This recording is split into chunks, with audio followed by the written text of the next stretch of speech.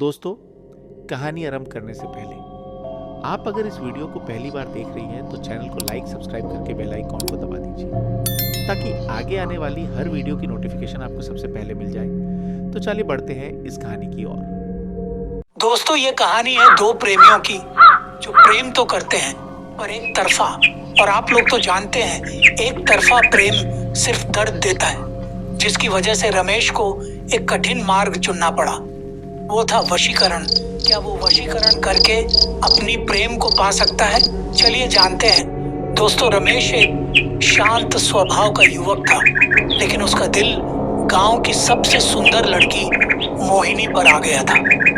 मोहिनी चंचल स्वभाव की थी और रमेश की तरफ देखती भी नहीं थी। रमेश इस बात से बहुत दुखी रहता था और किसी भी कीमत पर मोहिनी को पाना चाहता था। एक दिन उसे गांव के एक बूढ़े और रहस्यमयी तांत्रिक के बारे में पता चला जो वशीकरण विद्या में माहिर थे। रमेश उनसे मिलने गया और अपनी इच्छा बताई।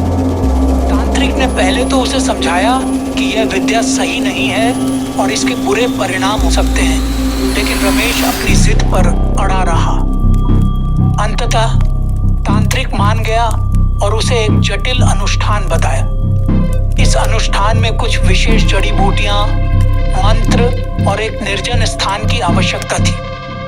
तांत्रिक ने रमेश को चेतावनी दी कि यदि विधि गलत हुई या उसकी नियत में खोट हुआ तो इसके भयानक परिणाम हो सकते हैं। रमेश ने तांत्रिक के बताए अनुसार सब कुछ किया। आधी रात को गांव के बाहर एक पुराने खंडहर में बैठकर उसने मंत्रों का जाप किया और जड़ी बूटियों को अग्नि में अर्पित किया। उसे अजीब सी ऊर्जा महसूस हुई, जैसे आसपास कोई अदृश्य शक्ति मौजूद हो। कुछ दिनों बाद रमेश ने देखा कि मोहिनी का व्यवहार उसकी ओर बदल रहा है। वह अब उससे बातें करती थी, उसकी तारीफ करती थी और हमेशा उसके आसपास रहने की कोशिश करती थी। रमेश बहुत खुश था। उसे लग रहा था कि उसका प्रयास सफल हो गया है। लेकिन धीरे धीरे मोहिनी का व्यवहार असामान्य होने लगा। वह हमेशा खोई खोई सी रहती थी। उसकी आंखों में एक खालीपन था और वह हर समय रमेश के कहे अनुसार ही करती थी, जैसे उसकी अपनी कोई इच्छा ही न हो। रमेश को यह देखकर अजीब लगने लगा। जिस मोहिनी की चंचलता पर वह मोहित था, वह अब एक कठपुतली की तरह व्यवहार कर रही थी। एक रात रमेश ने मोहिनी को सोते हुए देखा।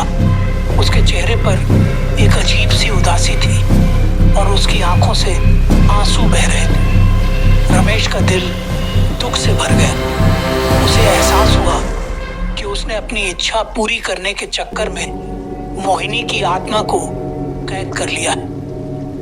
उसे तांत्रिक की चेतावनी याद आई। वह तुरंत तांत्रिक के पास भागा और सारी बात बताई। तांत्रिक ने उसकी मूर्खता पर गुस्सा किया और कहा कि वशीकरण से किसी को गुलाम बनाना प्रकृति के नियम के विरुद्ध है और अब इसके बुरे परिणाम भुगतने पड़ेंगे। तांत्रिक ने एक और जटिल अनुष्ठान किया। इस बार मोहिनी को वशीकरण के बंधन से मुक्त करने के लिए। अनुष्ठान के दौरान खंडहर में अजीबोगरीब आवाजें आईं और हवा में ठंडक महसूस हुई। अंत में सब शांत हो गया। मोहिनी धीरे धीरे सामान्य होने लगी, लेकिन वह उस दौरान की घटनाओं को बिल्कुल भूल चुकी थी। रमेश ने उसे कभी कुछ नहीं बताया, लेकिन उसके मन में हमेशा अपराध का भाव रहा। उसने कभी फिर वशीकरण के बारे में नहीं सोचा और समझ गया कि किसी को अपनी इच्छा के अनुसार बांधना प्यार नहीं, बल्कि एक स्वार्थपूर्ण बंधन है जिसके परिणाम हमेशा दुखद होते हैं। इस घटना ने उसे जीवन भर एक महत्वपूर्ण सबक सिखाया। तो दोस्तों, कैसी लगी ये कहानी कमेंट में जरूर बताना। मैं आपका दोस्त दीपक मिलता हूँ फिर एक नई कहानी में।